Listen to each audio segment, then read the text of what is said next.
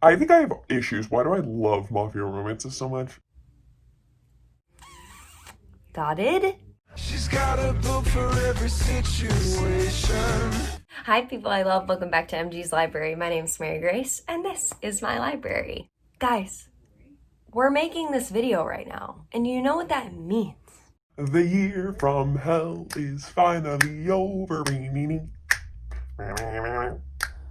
2020 is almost over, y'all. I hope that December has treated you well and you've gotten some well-deserved rest. That Christmas was wonderful for you all, and if it wasn't, I'm sending you big hugs and kisses. I love you so much. Talk to me, let me know what's going on, how you all are doing mentally, physically, let me know. As y'all can clearly tell by the title of this video, we're going to be talking about my 2020 favorites. I'm literally so excited. I talked about a few videos ago about how when I started YouTube, I was so excited to do end of the year type videos to talk about like my favorite books and like my least favorite books, stuff like that. Like that was what I was most excited for, and we're here. So I will stop talking, I'll stop jabbering along, and let's start talking about my favorite books of the year. Before we start, guys, grab your beveragino and let's get into it. Alrighty, guys, these are my top 10 favorite books of the year. None of these are in order. I don't think that I could do that to myself or to the books because I love them for all different reasons. Also, do not take any of this to heart or anything. The way that I rate books is purely on how they made me feel. I don't know what else to say about it. I am an extremely emotional person and an emotional reader, and everything that I say about a book or how I rate it or anything is simply about how it made me feel in my body. Even if it was like amazing writing, if it didn't make me feel good, I won't like it. I know that sounds bad. It probably is bad. But this is purely based off my emotion. That's a little disclaimer for you all. Alrighty, guys, we're going to start with one that I very recently read. I'm going to talk about this in my wrap-up. I read it in the month of December. It is called Wicked Beautiful by J.T. Gessinger. You're going to be seeing a lot of this woman on this list. You're going to be seeing a lot of her. This book made me sob like a baby. Let me tell you what it's about. It's about this couple. They were dating in high school. They were madly in love with each other, and something breaks them up and they split ways, and it literally wrecks both of their lives, but you don't really know going into the book what it is. So the woman goes off and she becomes this very famous motivational speaker, and she has a lot of work done to her face. She gets like a lot of plastic surgery done, so she kind of looks like a different person, and she changes her name because whatever happened in her past literally wrecked her life. But the guy moves to the UK, at least that's what she thinks, and he becomes this very famous restaurateur and entrepreneur. They both live in New York City as of present day, and they run into each other. And he does not know who she is, but she knows who he is. And she's seeking blood, baby. She's seeking revenge, and she doesn't expect what comes next. So this book had me crying like an absolute baby. I actually finished it on the plane with Reagan on the way home from Dallas, and both of us were crying from our books, which is so funny because we're like in the seats like but it was amazing. And y'all know J.T. Gessinger's writing just gets me, and I love her with everything in me. I loved this book. Alrighty, y'all, the next book I'm going to be talking about I actually have here right next to me. It is Paper Girls. This might be a little bit of a surprise to some people. I have a lot to owe to this book. One, I loved it. I loved everything about it. I loved the way it made me feel. I loved the storyline. It's about these 4 paper girls, and they meet up one night, and there is a new girl who meets up with them and to run their paper routes together. And pretty much the world ends, and they are left to save it. And I don't know why this book makes me emotional, like talking about it or thinking about it, but this book opened up a whole new world of book to me, a whole new world of art to me, and I'm so thankful. I could reread these over and over and over again. I think they're incredibly written, incredibly illustrated. I think these are incredible books, and I love them. Alrighty, y'all, the next book on the list is Punk 57 by Penelope Douglas. PD, y'all, PD. Her and J.T. Gessinger became some of my favorite authors ever this year, and I'm so freaking thankful. Everything that she writes, I like. But I haven't disliked any of her books. Her writing alone, no matter like what she's writing about, makes me feel good. It makes me feel good in my body. I don't know what it is about her. but Punk 57. I read Birthday Girl, which we will talk about in a second. I read Birthday Girl before I read Punk 57, and I was like, Birthday Girl is my new favorite book. Like, period, I love this book.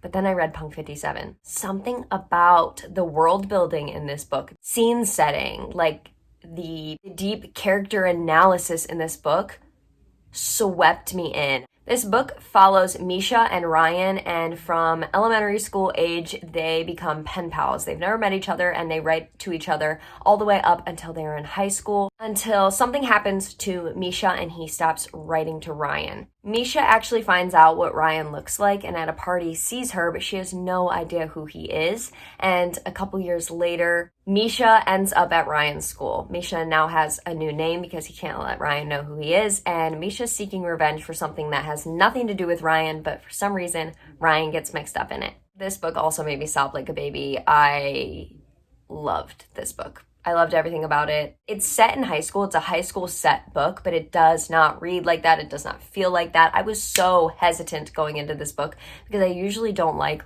the pen pal love trope, but Lord Jesus, I loved this book. Everything about it. Alrighty, y'all. The next book on our list, number 4, is Anxious People by Frederick Bachman. No one's surprised by this. No one. I can probably pretty confidently say that this was my favorite book of the year, just because it moved me and I don't go a day without thinking about it. So this story follows a bank robbery that is going on at the same time as an open house for an apartment, and bank robber comes into open house and holds open house hostage. This book seems dumb.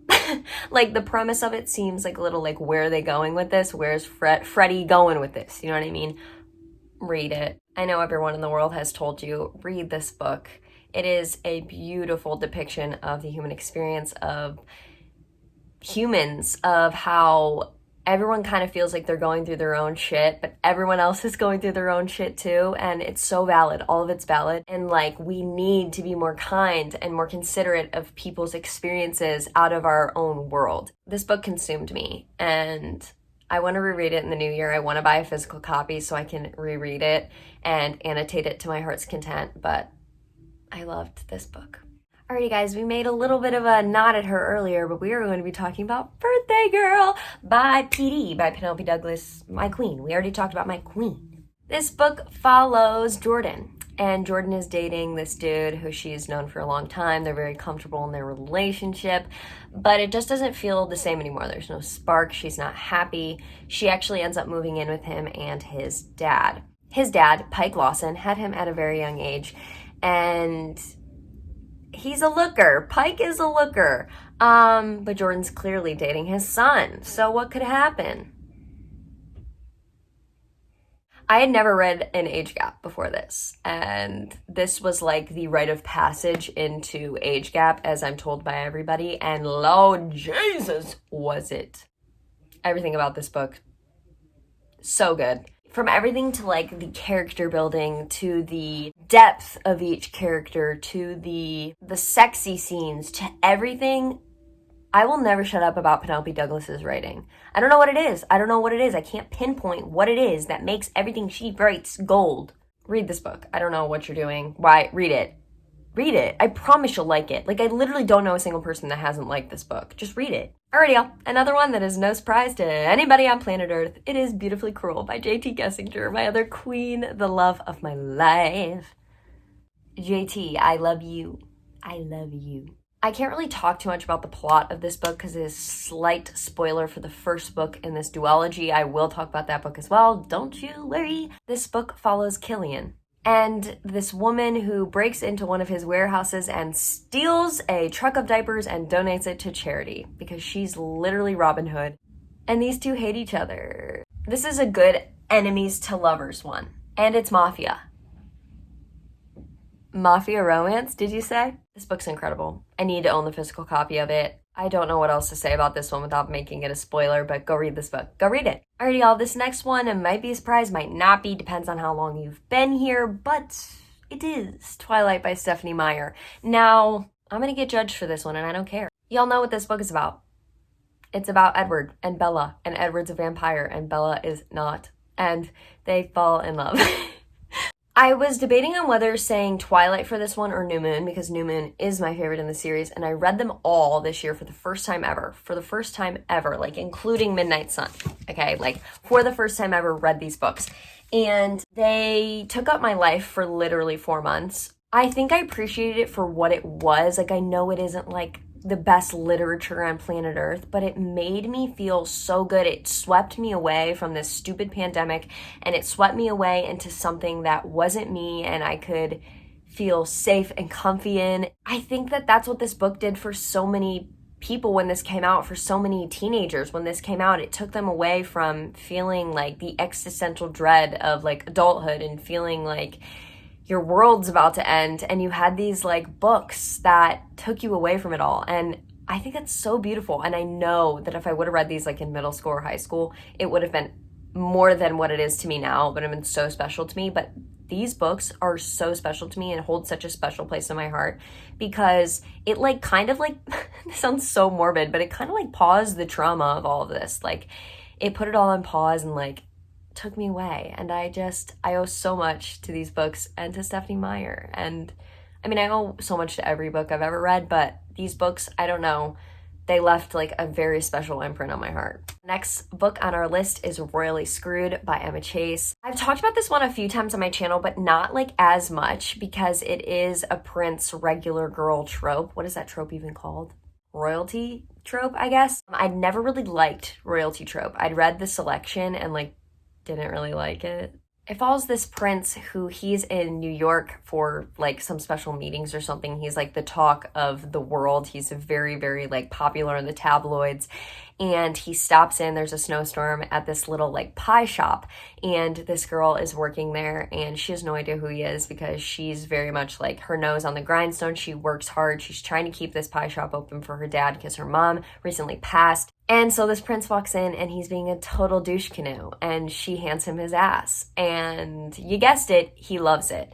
So he actually keeps coming back and it's so good. Another book that totally took me away. I actually have the physical copy. Like totally pretty boy. Look at him. What? I ordered these on Amazon without like a second guess to what if I'd like them or not. I have the second one too, which is Royally Matched. Which is about the prince and this is brother. I really like Emma Chase's writing as well. I think she's very creative and her world building is really good. That's something that's very important to me if you haven't guessed. World building and character depth is very important to me. I read books for the characters. I love books that I can relate or learn something about another human through a character. And this is one of those books and I loved it. Alrighty, our next book, we talked about it a little bit earlier. It is Beautifully Cruel by J.T. Gessinger. This is the first book in that duology. This book follows Liam Black, who is the head of the Irish mafia, and he becomes absolutely enamored with a waitress at a little diner, and he goes there every single day for a whole year and pretty much falls madly in love with her. And she has no idea. She's very timid on the outside because she's gone through a lot of stuff in her life, but she is nobody to play with. These two start a love story, and I loved everything about this book. I made Reagan and Naima read it recently and they both liked it. They didn't love it as much as I did, but they liked it. And Morgan is reading it right now, which is just like everything I've ever wanted. It was a way to do mafia romance in a way that I'd never seen before. It was a way to do it very like realistically, as far as I would guess realistically, and very like classily. Liam Black is nothing like you think he is. I think that's why I loved it so much. There was, again, so much character depth to both of these characters. Her name's Truvy, if I didn't already say that, Truvy. And there's so much character depth to both of them, so much like trauma to both of them. I also have the physical copy of this one. Right when quarantine started, I ordered like so many books off Amazon simply because I wanted something to do. I didn't really have a book collection at that point. Sometimes I get like a little emotional about it because I just stumbled across this book. Also, this one, An Anxious People, is the one that I debate. Look at how messed up this book is what I debate on which one's my favorite of the year. They're just so different. They're so different, but this, I don't know, something about this book holds so special in my heart. And look at that cover. Alrighty, y'all, another like maybe surprising one. I haven't actually talked about this yet because I read it for the DCG readathon. Oh, I did. I talked about it in a vlog. Go watch that. I'm going to be talking about this in my wrap up and a book haul. It is Check Please by I cannot say their name and I don't want to butcher it. That is their name right there. Yeah, that's how I feel about this book. No words. It's probably kind of weird to put so much weight on like a favorite book of the year on a graphic novel, but this book touched my heart. It's about Biddy. This is Biddy right here. That is his last name, and he joins this hockey team, and all the guys adopt him as like their own. They adopt him as a brother and give him like a safe place. He loves to bake, and he starts baking in like their hockey house, the frat hockey house. Biddy is gay as well. There's this whole scene of him telling one of his closest friends on the team that he's gay, and he's like, okay. And like, that's it. And it didn't change any way that any of them treated him. It just gave them an opportunity to see him clearer and with a more empathetic heart. And I loved that. I loved the depiction of brotherhood. Above all else in this book, I loved the depiction of brotherhood and true accepting friendship. There's just something so special about it. It just was a book that every moment I read it, I was enjoying it thoroughly and did not want it to end at all. And I just loved it. I loved everything about it. I believe this is the last book on the list. I did not write any of these out, and now I'm confused at what number we're on. I don't actually talk about this book much on this channel, which is weird. Very weird. But I feel like I don't get an opportunity to like talk about it all that much because I'm like a romance booktuber. But it is Where the Crawdads Sing by Delia Owens. I read it at the beginning of quarantine. My cousins also read it. This book takes place in North Carolina. I'm pretty sure it takes place in the Outer Banks. Am I wrong? And I live in North Carolina, so immediately I was like, in it. This book follows the Marsh girl. Her name is Kaya Clark. Everyone in their little fishing village call her the Marsh girl because she's barefooted and wild and kind of just does her own thing. Goodreads put it perfectly. The synopsis says, unfit for polite society. That's how everybody sees her.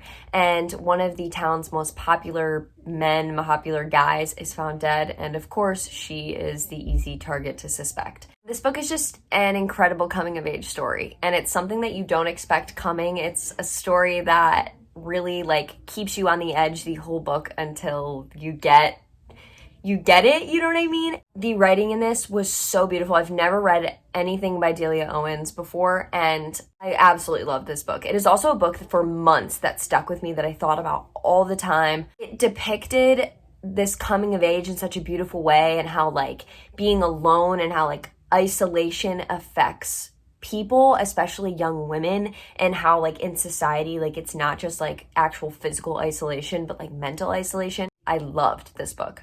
How many times can MG say, I loved this book in a freaking video? It's weird. Stop. Alrighty, guys. I think that was 10 books. I'm probably going to go back and be like, Mary, that was 8 or 9. You might just have to like DM me on Insta, follow me, and I'll tell you there. Maybe. I'll probably forget. But yeah, guys, that was me talking about my favorite books of 2020. I hope you guys enjoyed this one. These are literally my favorite videos to watch, so I hope that you guys really enjoyed this from me. I started in July, so we're almost at 6 months here, which is just mind-boggling to me. I love you guys with everything in me. I'm just so thankful. I'll say it every video, and I'm sorry if you're annoyed, but I'm so thankful for you and for you existing in my world and wanting to exist in my world. I love you guys with everything that I have. Let me know if you guys need anything. You know that I'm always here. I got 2 ears. One of them I'm deaf in, but I got another one and it's fine. I'm sending all the good love and energy your way. I'll see you guys later in the week. I love you so much. We'll talk then. Mwah! Picking my nails at every stoplight on the way back. You ask me about myself.